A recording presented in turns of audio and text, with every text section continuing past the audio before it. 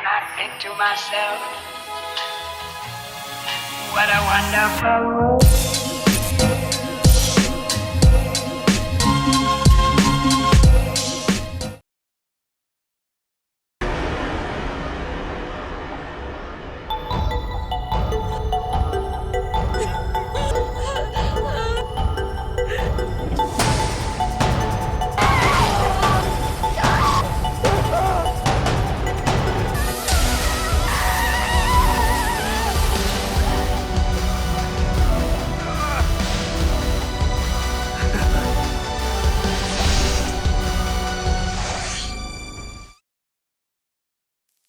Halo semuanya, selamat datang kembali di Story Film. Kali ini kita bakal kembali membahas film yang berkaitan dengan balas dendam. Film ini berjudul A Woman's Corner, tahun 2025. Film ini bukan cuma soal kekerasan, tapi tentang bagaimana seseorang yang kehilangan orang paling berharga dalam hidupnya berubah menjadi sosok yang tidak bisa dihentikan. Intinya film ini akan menceritakan tentang seorang wanita yang kehilangan adiknya akibat kekejaman sekelompok pria. Tragedi itu pun membuat wanita tersebut berubah dari korban menjadi pemburu, yang satu persatu akan membalas perbuatan mereka. Biar kalian gak makin penasaran, mending kita langsung aja masuk ke alur filmnya. Enjoy the video. Film dibuka dengan seorang pria bernama Randy yang terlihat sekarat, terkapar sambil menahan rasa sakit. Di hadapannya berdiri seorang wanita bernama Jess sambil mengarahkan pistol tepat ke tubuhnya.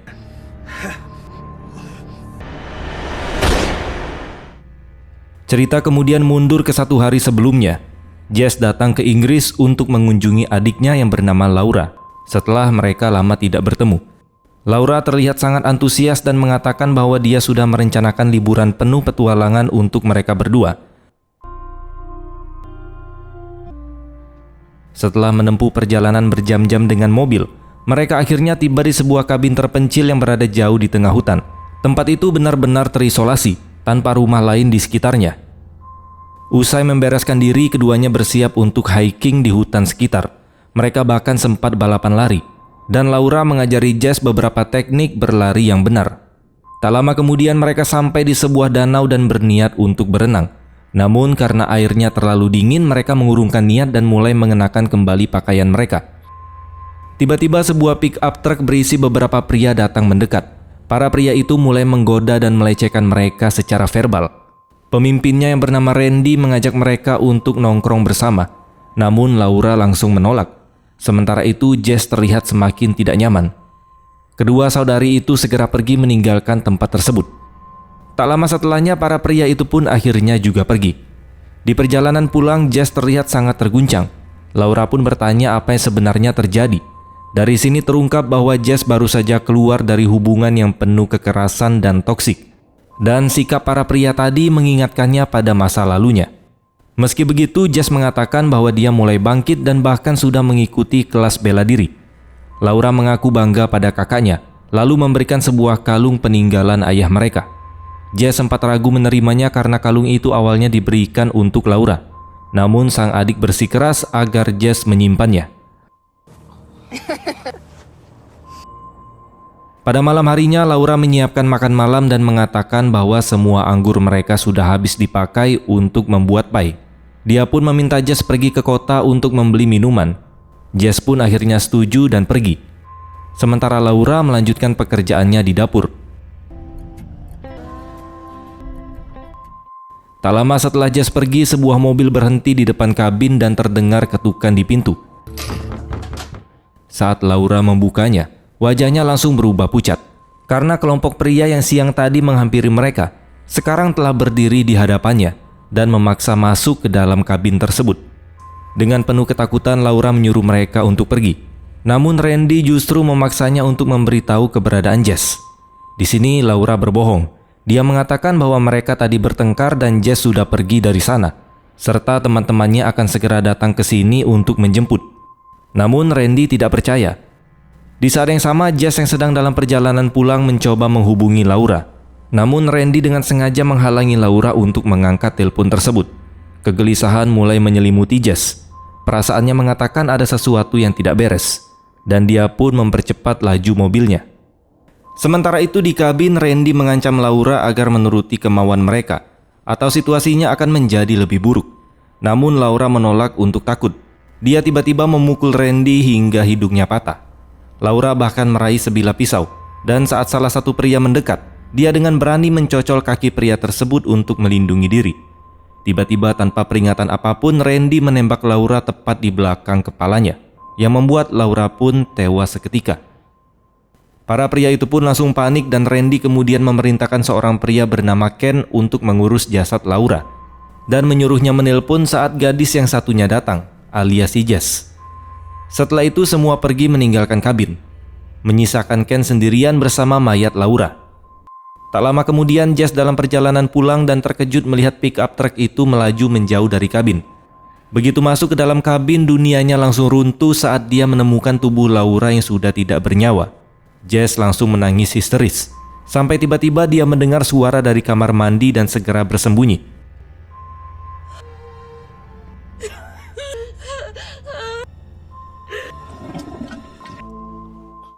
Beberapa saat kemudian Ken datang membawa skop untuk mengubur jasad Laura, namun dia tidak sanggup melakukannya.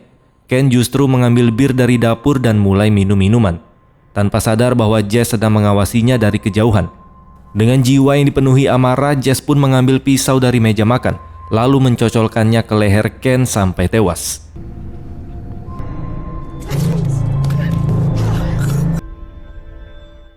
Saat itu juga Jess bersumpah akan membunuh semua orang yang terlibat. Setelahnya Jess mengasah pisau dengan tatapan penuh tekad, lalu membersihkan darah di tangannya. Dia pun menyeret tubuh Laura keluar dari ruang tamu dan memakai kalung peninggalan ayah mereka yang sebelumnya diberikan oleh Laura. Jess kemudian mengumpulkan semua senjata yang bisa dia temukan, memasukkannya ke dalam mobil, lalu meninggalkan kabin itu. Tak jauh dari sana terlihat 4 pria sedang memeriksa barang dan uang hasil rampokan mereka. Sementara itu Randy duduk di dalam mobil, menahan sakit akibat hidungnya yang patah karena tadi diserang Laura. Beberapa anak buahnya mulai membicarakan kejadian tadi. Bahkan ada yang mengatakan bahwa Randy seharusnya tidak membunuh Laura. Salah satu dari mereka menyarankan agar mereka kabur saja tanpa diketahui Randy. Dia juga menyadari bahwa Ken seharusnya sudah menelpon sejak 1 jam yang lalu, tapi tidak ada kabar sama sekali, yang menandakan mungkin ada sesuatu yang tidak beres. Kelompok itu pun sepakat untuk pergi tanpa Randy, meski salah satu dari mereka sempat menentang dan menyuruh yang lain jangan menjadi orang yang pengecut. Tak lama kemudian, pria yang sebelumnya terluka akibat cocolan Laura berjalan ke ruangan lain. Namun tiba-tiba,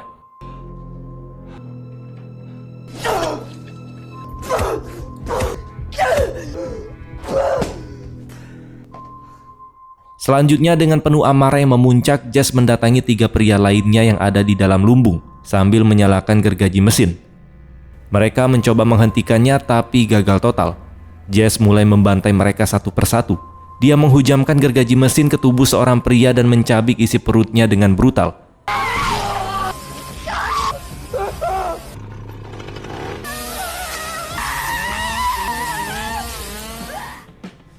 Di saat yang bersamaan, Randy masih berada di dalam mobilnya, memutar musik keras-keras dan sama sekali tidak menyadari kekacauan yang sedang terjadi. Jess sempat diserang oleh salah satu pria, namun dia berhasil membalikan keadaan dan melukainya. Meski tubuhnya sendiri ikut terluka, Jess menolak menyerah dan terus menghabisi para penyerang itu satu persatu. Akhirnya suara keributan itu sampai ke telinga Randy. Dengan bingung dia bertanya-tanya apa yang sebenarnya terjadi di dalam. Saat Randy masuk ke lumbung, dia langsung terpaku melihat semua anak buahnya tewas dengan cara yang mengerikan. Jess kemudian melucuti senjata Randy, membuat pria itu ketakutan dan lari menyelamatkan diri. Setelah itu Jess mengambil senjata dan menghabisi pria terakhir yang tersisa. Di tempat lain, Randy berjalan sendirian di jalan yang terpencil, sampai sebuah mobil mendekat. Di dalamnya ada 3 pria bernama Lewis, Dave, dan Charlie, yang ternyata adalah teman-temannya. Randy pun masuk ke mobil, lalu mereka pergi bersama. Dari balik pepohonan, Jess melihat semuanya dan memutuskan untuk mengikuti mereka secara diam-diam. Tak lama kemudian, para pria itu menemukan mobil Jess. Mereka membobolnya dan menemukan berbagai alat di dalamnya. Randy lalu memeriksa mobil tersebut dan menemukan paspor milik Jess yang langsung dia simpan. Randy kemudian menyuruh anak buahnya menyayat ban mobil milik Jess supaya dia tidak bisa mengejar mereka. Di sini terungkap bahwa Randy sempat memberitahu seseorang bernama Jacob tentang kedua wanita itu. Lewis mempertanyakan kenapa Randy harus melibatkan pria aneh itu. Namun Randy berdalih bahwa Jacob memberi mereka banyak uang, dan dia yakin pria itu bisa menemukan Jess yang kemungkinan sedang bersembunyi di hutan. Mereka pun memutuskan kembali ke kabin untuk mengurus jasad terlebih dahulu. Namun tanpa sengaja Jess yang sedang menguping membuat suara, sehingga keberadaannya diketahui. Para pria itu mendekati hutan dengan waspada, sementara Randy mencoba berbicara. Dia mengatakan bahwa apa yang terjadi pada Laura itu hanyalah kecelakaan. Dia bersikeras bahwa belum terlambat untuk bermaafan dan menyuruh Jess segera menampakkan diri. Tanpa Randy sadari, dia justru berjalan tepat di atas Jess. Dengan sebuah batu, Jess menghantam kepala Randy sekuat tenaga, lalu kabur dari sana. Para pria lainnya pun langsung mengejar, sementara Randy terkapar kesakitan. Saat bersembunyi di belakang sebuah bulldozer, Jess tanpa sengaja bertemu Lewis. Dengan panik, Lewis meyakinkan bahwa dia tidak akan memberitahu yang lain, sambil memohon agar tidak dibunuh. Jess menatapnya dingin dan berkata bahwa saudarinya juga tidak ingin mati. Lalu dia pun memukul Lewis sampai pingsan dan kembali melarikan diri. Tidak lama kemudian Randy menemukan Lewis yang masih linglung. Lewis berbohong, dia mengatakan bahwa dia hanya tersandung dan tidak melihat wanita itu sama sekali. Randy yang kesal menyuruhnya kembali ke mobil dan mengatakan mereka harus tetap mengikuti rencana. Sementara itu Jess mendekati mobilnya dengan harapan bisa mengejar mereka, namun ban mobilnya sudah hancur. Di adegan lain, para pria itu telah sampai di kabin, tapi tidak menemukan jasad apapun. Hal itu pun membuat Randy semakin marah. Dia kemudian menyuruh Charlie dan Dave menggali kuburan, sementara Lewis diperintahkan untuk terus mencari tubuh tersebut.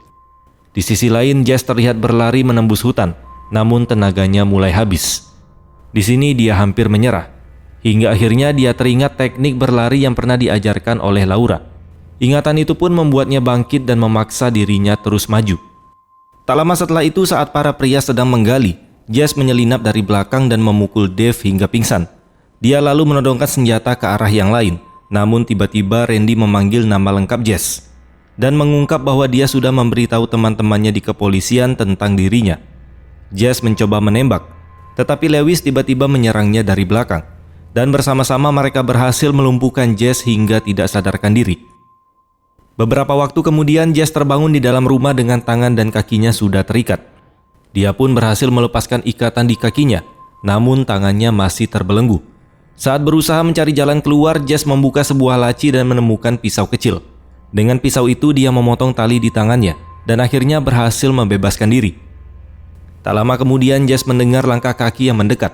Dia pun berpura-pura masih terikat dan tidak sadarkan diri. Ternyata yang datang adalah Lewis. Pria itu pun memujinya dan mengatakan bahwa Jess adalah wanita yang cantik. Dia lalu membalikan tubuh Jess dan mencoba melecehkannya. Di saat yang sama, Dave dan Charlie yang berada di bawah mendengar suara aneh dan naik untuk memeriksa. Ketika sampai di depan kamar, mereka mendengar erangan dari Lewis.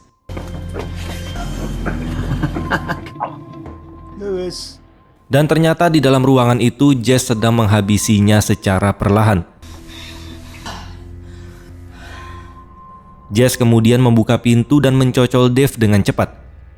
Selanjutnya, Jess terlibat perkelahian sengit dengan Charlie. Namun pria itu jauh lebih kuat darinya.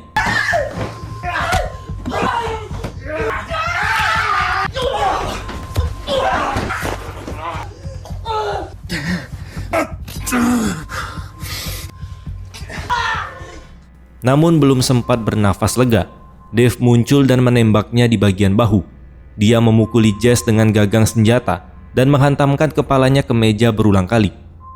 Namun beruntung Jess masih bisa melawan, dan dia pun berhasil membunuh Dave. Dalam keadaan luka parah dan kelelahan, Jess terduduk di tangga. Dia hampir menyerah.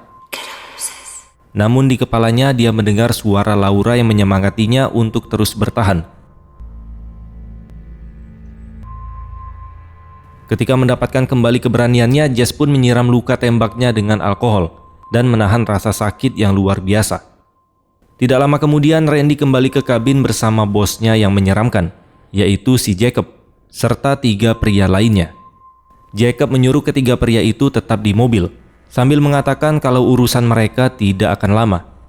Dia juga menenangkan Randy soal hidungnya yang patah, sambil mengklaim dia mengenal dokter bedah plastik ilegal terbaik.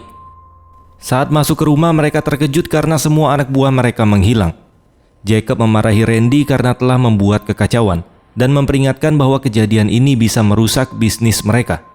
Namun Randy bersikeras bahwa semuanya masih bisa terkendali. Keduanya lalu naik ke kamar atas, tetapi tidak menemukan Jess di sana. Hal itu pun membuat mereka semakin gelisah.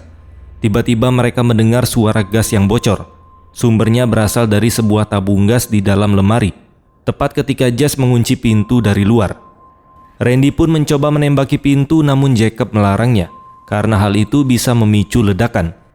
Jess lalu menyumpal celah pintu dengan pakaian, mencegah gas keluar dan membuat Randy serta Jacob terjebak di dalam ruangan itu. Sementara itu di luar, 3 pria yang menunggu di mobil mulai gelisah karena Jacob tak kunjung kembali. Salah satu dari mereka pun memutuskan untuk masuk dan memeriksa. Di dalam kamar, Randy dan Jacob mulai kesulitan bernafas seiring ruangan yang semakin dipenuhi dengan gas. Jacob mencoba memperbaiki tabung tersebut, namun usahanya gagal karena katupnya sudah rusak.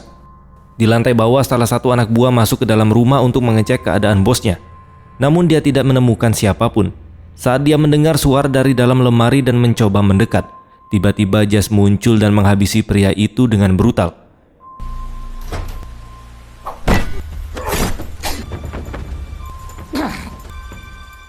Sementara itu di lantai atas, Randy terus menghantam pintu dengan panik.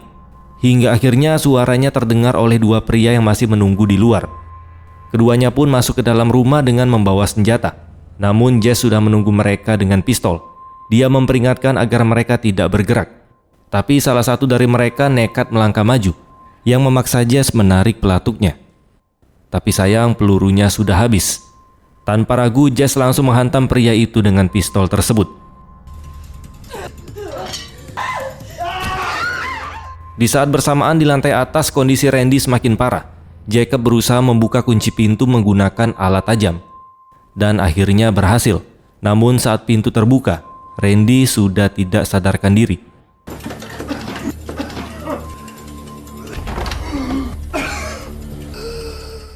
Kembali ke lantai bawah, Jess bertarung mati-matian melawan 2 pria tersebut. Meski kalah jumlah, dia berhasil menguasai keadaan. Salah satu pria dia bunuh dengan menghantam kepalanya menggunakan patung.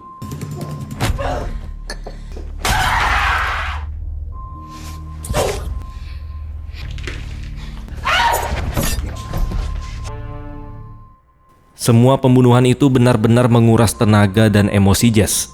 Dia akhirnya menangis kelelahan, tepat saat Jacob muncul dari belakang dan langsung menyetrumnya. Jacob lalu memasang kalung besi dengan rantai di leher Jess dan memperlakukannya seperti hewan, serta menyuruhnya mengikuti ke mobil. Ketika Jess menolak, Jacob kembali menyetrumnya. Hingga akhirnya Jess berhasil merebut rantai dari tangan Jacob, lalu melepaskan kalung itu dari lehernya, dan keduanya pun terlibat pertarungan brutal 1 lawan 1.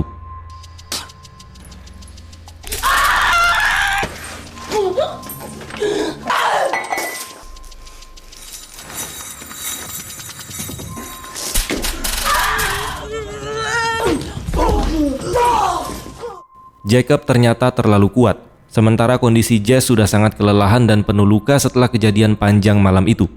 Namun di satu momen krusial, Jess berhasil merebut alas setrum dan langsung menyetrum si Jacob, lalu menghantamkan kepalanya ke wastafel.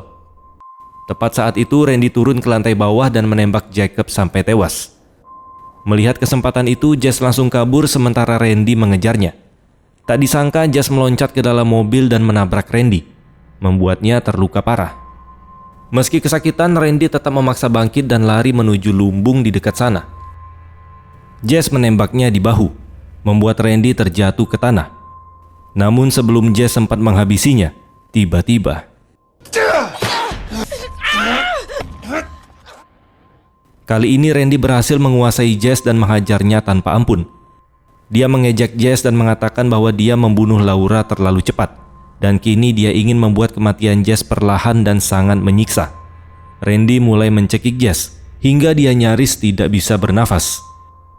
Di ambang kematian, Jess teringat semua kenangan bersama Laura yang memberinya dorongan keberanian terakhir. There's a reason, Dad. I want you to have it now. Dengan nekat dia meraih kalung tajam di lehernya dan mencocolkannya ke tenggorokan Randy. Dengan dipenuhi amarah, Jess pun mencocol Randy berkali-kali sambil berteriak dan meluapkan semua rasa sakitnya. Randy yang ketakutan memohon agar Jess berhenti. Bahkan dia mau memberikan semua uang yang dia miliki. Namun di titik ini Jess sudah tidak peduli. Dia mengambil rokok dari sakunya Randy, menyalakannya lalu menyaksikan Randy perlahan kehabisan darah hingga tewas. Setelah itu rasa rindu pada Laura pun langsung menghantam jiwanya. Saat Randy benar-benar mati, Jess menyiram tubuhnya dengan bensin lalu membakarnya. Keesokan paginya, Jess terlihat duduk di samping jasad Laura, meminum minuman sambil tenggelam dalam kesedihan. Dia kemudian memakai kembali kalung pemberian sang adik, yang membuat emosinya tak terbendung. Dan film pun selesai.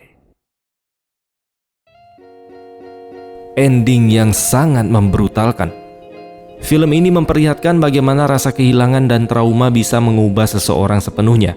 Dari seorang wanita biasa, Jess berubah menjadi sosok yang rela melakukan apapun demi keadilan versi dirinya sendiri.